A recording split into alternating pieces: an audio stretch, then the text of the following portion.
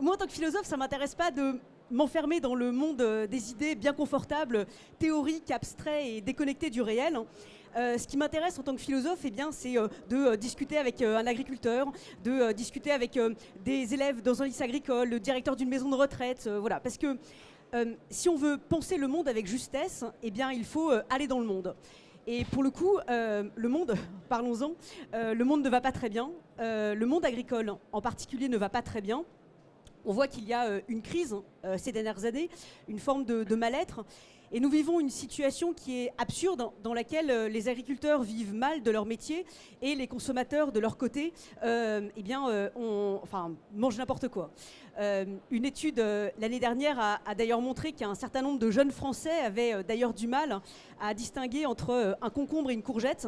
Donc pour le coup, il y a urgence. Et il y a urgence à créer des ponts, à recréer des ponts entre les mondes. C'est tout le sens de mon combat. Créer des ponts entre les mondes, c'est ce que j'entends par ce terme d'hybridation, qui peut sembler un peu barbare, mais par ce terme, j'entends tout simplement cette idée de créer des ponts entre les mondes, par exemple entre l'agriculture et le reste de la société. Cette idée d'hybridation, c'est pas juste un énième concept à la mode, non, c'est pour moi un véritable projet de société. Et cette idée de créer des ponts entre les mondes, en l'occurrence entre l'agriculture et la société, c'est tout le sens d'Agri-Demain, du travail, de la mission, de la vocation d'Agri-Demain. Et ce sera également le sens des Journées nationales de l'agriculture. Le thème qui a été choisi cette année, c'est mieux comprendre l'agriculture pour pouvoir mieux consommer.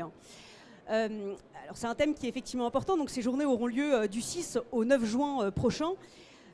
Et plutôt que de vous citer Montaigne ou Socrate, un petit peu d'exotisme, j'aimerais vous citer une phrase d'un romancier japonais, Genzaburo Yoshino, qui date de 1937 et qu'il écrit dans son roman « Et vous, comment vivrez-vous » Et cette phrase, c'est « Il est tout de même bizarre que ces hommes qui ont fabriqué la nourriture que tu manges, les vêtements que tu portes, la maison que tu habites, toutes ces choses essentielles pour ta vie, soient tous de parfaits inconnus. »